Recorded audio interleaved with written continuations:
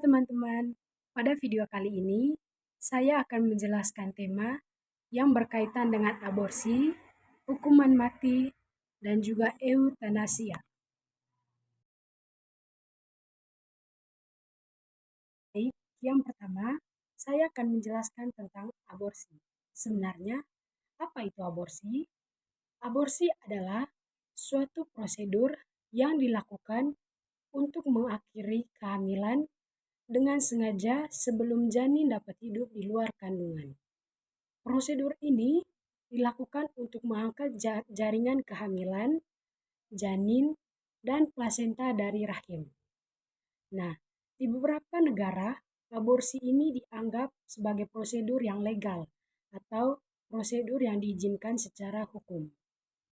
Tetapi, berbeda dengan faktor aborsi yang ada di Indonesia yang masih dianggap ilegal kecuali di atas persetujuan dokter.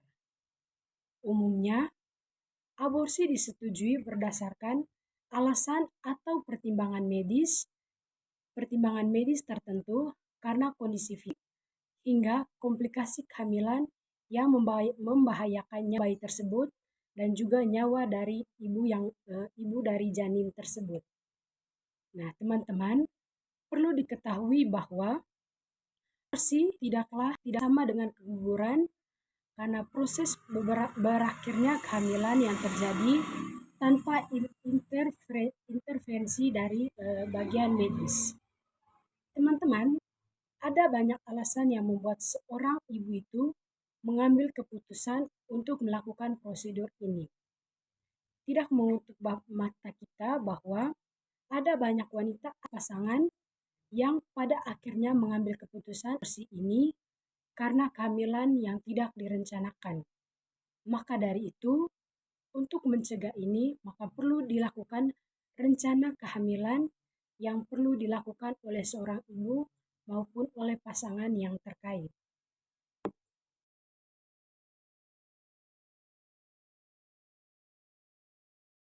Yang telah disampaikan, beberapa perempuan itu melakukan aborsi karena beberapa hal. Pertama itu karena usia dari pasangan tersebut. Wanita yang menikah juga banyak yang melakukan pengguguran bayi ini atau pengguguran kandungan karena alasan anak yang masih kecil. Hal ini biasanya karena alat kontrasepsi gagal berfungsi sehingga menyebabkan kehamilan yang tidak diinginkan. Yang kedua itu hamil di umur yang terlalu tua. Kehamilan di usia tua sebenarnya dapat membahayakan nyawa ibu, bahkan kondisi ini turut menyumbang tingginya angka kematian ibu. Terlebih lagi, bila ibu yang usianya tidak muda ingin melakukan aborsi dengan cara yang tidak aman. Alasan ketiga yaitu tidak siap menjadi seorang ibu. Hal ini biasanya disebabkan karena kurangnya informasi yang didapatkan oleh remaja. Baik, berarti hal ini itu banyak dilakukan oleh para remaja atau anak-anak di usia yang masih kecil. Yang keempat itu karena ibu tersebut masih sekolah. Sebenarnya menurut studi tentang remaja itu tidak sampai 20%. Tetapi ada alasan yang karena masih sekolah tapi tidak banyak dibandingkan dengan wanita menikah yang karena kegagalan kontrasepsi. Yang alasan berikutnya itu karena seorang ibu itu lebih mementingkan karir mereka. Terkadang karir juga ini teman-teman menjadi alasan wanita menggugurkan kandungan.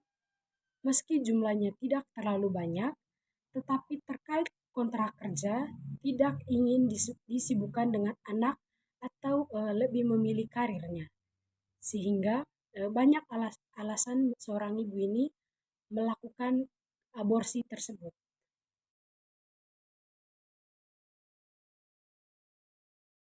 Berikutnya itu cara pencegahan terhadap tindakan aborsi yang dapat dilakukan.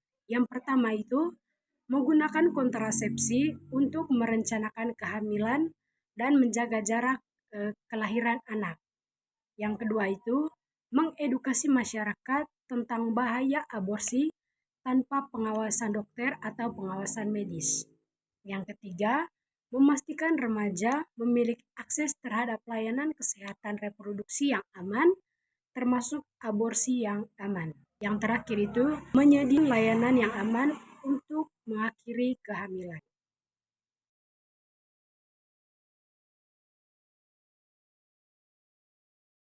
Yang berikutnya itu saya akan menjelaskan tentang terkait hukuman mati.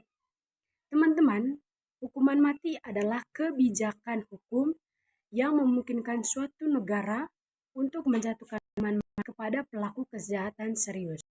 Di Indonesia sendiri itu, hukuman mati ini diatur di dalam Undang-Undang Nomor 1 Tahun 2023 tentang Kitab Undang-Undang Hukum Pidana atau KUHP. Berikut ini itu ada beberapa hal yang berkaitan dengan hukuman mati yang terjadi di Indonesia. Hukuman mati di Indonesia ini berlaku untuk kasus pembunuhan terencana, korupsi, terorisme, narkotika, perdagangan, dan juga perdagangan obat-obatan terlarang. Kemudian, hukuman mati ini dilakukan oleh para peradilan atau peradilan militer. Nah, eksekusi mati ini dilakukan oleh regu tembak Brimob yang dibentuk oleh Kepala Kepolisian Daerah. Hukuman mati ini teman-teman merupakan hukuman spesial, bukan termasuk hukuman utama.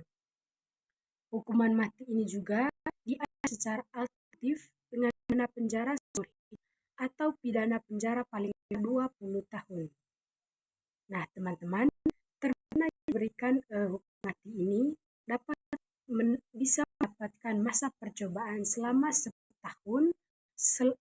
tahun dalam hidupnya.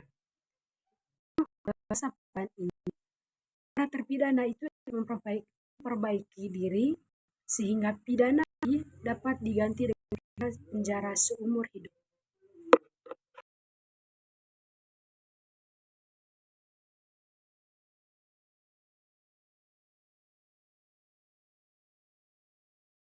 Saya akan menjelaskan tentang eutanasia.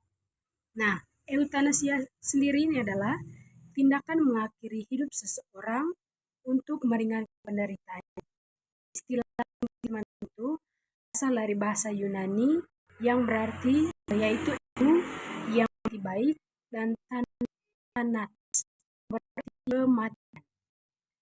Di Indonesia itu teman-teman, eutanasi ini dikenal dengan istilah stigma. Ini dapat dilakukan pasien yang mengalami sakit parah, tidak dapat disembuhkan atau merasa kesakitan dan kondisi medisnya itu bisa bagi teman eutanasi ini diberikan kepada pasien yang memiliki sakit parah yang belum tidak bisa diobati oleh obat-obatan maupun oleh para medis. Permintaan eutanasia ini sendiri juga ini bisa dilakukan oleh pasien sendiri atau oleh keluarga pasien. Di dalam eutanasia ini juga teman-teman banyak menimbulkan pro dan kontra di berbagai negara, bukan hanya di Indonesia saja ya. Tindakan eutanasia ini juga banyak bertentangan dengan norma agama, norma hukum, dan juga kode etik.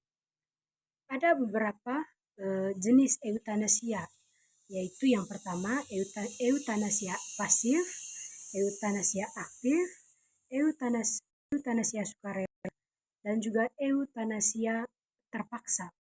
Baik, saya akan menjelaskan yang pertama itu eutanasia pasif. Eutanasia pasif ini dilakukan dengan cara menolak, memberikan, atau mengambil tindakan pertolongan yang biasa, atau menghentikan pertolongan yang biasa yang sedang berlangsung. Yang kedua itu eutanasia aktif, di mana dilakukan dengan mengambil tindakan secara aktif, baik langsung maupun tidak langsung, yang dapat mengakibatkan kematian dari pasien tersebut. Yang ketiga itu eutanasia sukarela dan eutanasia terpaksa. Nah, teman-teman, eutanasia sukarela ini dilakukan dengan persetujuan pasien yang dalam kondisi kejiwaan yang sehat dan juga sadar.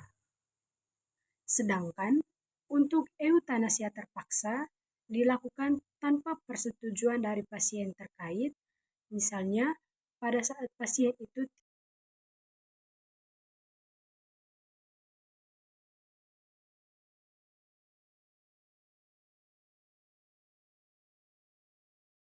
berkaitan dengan aborsi dan juga eutanasia. Peran materi ini bermanfaat bagi kita semua. Ya, dan